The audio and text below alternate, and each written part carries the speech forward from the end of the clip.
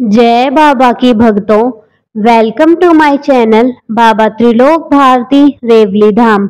आज मैं आ गई हूँ एक और नई वीडियो के साथ। तो चलिए शुरू करते हैं। जैसा कि आप सभी जानते हैं, 15 अगस्त 2024 को रेवली धाम पर त्रिलोचन महादेव ज्योतिर्लिंग स्थापना दिवस समारोह का आयोजन किया गया था।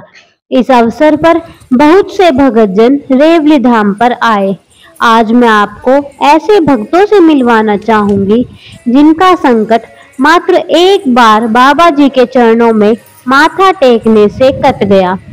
कुछ भक्तों को यह भ्रम है कि मात्र एक बार में संकट कैसे कट सकता है। यही भ्रम दूर करने के लिए आज मैं आपको ऐसे भगत से मिलवाऊंगी जिनका संकट केवल एक बार माथा टेकने से कट गया है। जय बाबा की भक्तों, जय हो गुरु महाराज की भक्तों। मैं बहुत परेशान थी। सबको पता हमारे गांव में, मैं पड़ोली गांव से हूँ। मेरे पापा बहुत दुखी थे, बहुत, हमारा पूरा ही परिवार दुखी था। मेरे को 7-8 साल से मैं बहुत परेशान थी। उससे पहले मेरा छोटा भाई परेशान था। मेरे पापा बहुत इधर उधर लेके घूमते थे उसको, लेकिन उसको कोई आराम नहीं लगा। एक भगत के पास पापा उसको लेके गए। ये है कि उसने उसको ठीक तो कर दिया, लेकिन घर से बीमारी हमारी नहीं गई थी। उसके बाद 7-8 साल से मैं बीमार। मेरे को कालजे में परेशानी रहती है, मेरी धड़कन बहुत बढ़ जाती थी। 24 घंटे पैरों में दर्द रहता, सिर में दर्द। घर में सोचा सबने कि डॉक्टरी बीमारी है। उसके बाद मेरे को डॉक्टर के पास पापा लेके गए। मेरे सारे चेकअप कराए, लेकिन मेरे को कोई आराम नहीं लगा। दवाई लेती थी, ठीक रहती थी, उसके बाद फिर यही काम। हमारे गांव में सबको पता था कि मैं बहुत परेशान हूँ। सब बोलने लगे थे कि लड़की नहीं जिएगी, और वाकई में ही मैंने खुद अपनी उम्मीद छोड़ दी थी। उसके बाद मेरे पापा मेरे को भगत के पास लेके गए थे। वहाँ पे उसने 50-60 हजार रुपए लगाए। वहाँ पे मैं ठीक नहीं हुई। उसके बाद हमारे गांव से राजू भाई हमारे हो जाते थे। वो बोला कि इसको ना तुम जोधपुर लेके जाओ बाबा जी के धाम पे। मैं वहाँ पे चली गई। जाने के बाद मेरे को फिर वहाँ पे पेशी चालू हो गई। 2 दिन तक मैं रही। 2 दिन तक मेरे पेशी चालू रहती थी, सुबह शाम ऐसी रहती थी मैं। फिर मैं बड़े धाम पे थी। उसके बाद मेरे को परवीन भाई मिले हमारे। उन्होंने देखा कि मेरी हालत बहुत ही ऐसी थी कि मेरे पे उठा भी जाता था, लेकिन फिर भी पेशी मेरी नहीं रुकती थी। उन्होंने बोला पापा को कि भाई तू एक बार मेरी बात मान, और है ना, लड़की 1 मिनट में ठीक हो जाएगी। पापा मेरे बोले कि भाई 1 मिनट में ठीक होते तो मैं ठीक कराने के लिए क्या रहा हूँ। बोले ठीक है, तो मेरे पास चल, तू एक बार मेरी बात को मान। हमने काला पंडित जी, ये महादेव वाली गेस्ट हाउस में रहते थे, वहाँ पे मुझे लेके गई। दादा ने मुझे बताया कि कोई पूजा पाठ करते हो। वैसे तो मैं उस टाइम पे सऊदी में नहीं थी, लेकिन पापा ने मेरे ने बोला कि ये नहीं करती। मेरे को थोड़ा होश आया तो मैंने इनको बताया कि हाँ मैं पूजा पाठ बहुत करती। यहाँ तक कि मैं सोमवार के व्रत छोटी सी रखने लगी थी। शिवरात्रि का पूरा दिन, पूरा महीना मैं सावन का व्रती रहती थी, क्योंकि मेरे में जान नहीं थी, फिर भी मैं रहती थी व्रती। और ये माता के व्रत बहुत किए मैंने। फिर बोल रही है कि है ना, ये सब कुछ तो छोड़ देगा जब तेरे को जीना हो तो। मैं कहा हाँ मैं सब छोड़ दूंगी।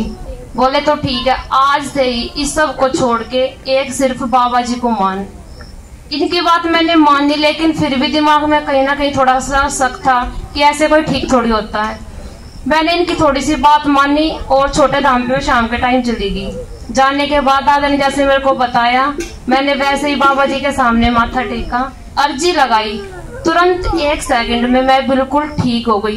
पर सेकंड ही बहुत होता है, मैंने पलक झपकी और तुरंत मैं ठीक हो गई। पापा बोले मेरे मंजू आरती चालू हो गई, तेरे में तो कोई बीमारी नहीं है। मैं बोली पापा पता नहीं बीमारी किस चलेगी। उससे पहले तो मैं सुबह भी मेरे पैसी थी। मैंने बोला पापा मैं तो शायद ठीक हो गई। उस दिन मेरे को इतनी खुशी हुई कि मैं बता नहीं सकती आप। फिर पापा बोले कि ठीक है, हम आज से कुछ नहीं मानेंगे, सिर्फ एक बाबा जी। घर आने के बाद सबको बताया। घर में सब मानते थे, लेकिन मेरी मम्मी नहीं मानी। मम्मी वैसे मानती थी, लेकिन बोली बाबा जी का नाम लेके हम सब कुछ करेंगे। बाबा जी का नाम लेके हमारी भैंस भी आई, दूध माता पे चढ़ाई। चढ़ाने के बाद हमारी भैंस बीमार हुई। उसके बाद गाय ब्याई थी। गाय बोली मेरे से कि इसके ऊपर से पैसे उठा के रख और देवता के मत रख, तो बाबा जी के नाम के रख दे। माँ मम्मी ऐसा कुछ नहीं है। बोली नहीं तो बाबा जी के नाम के रख दे।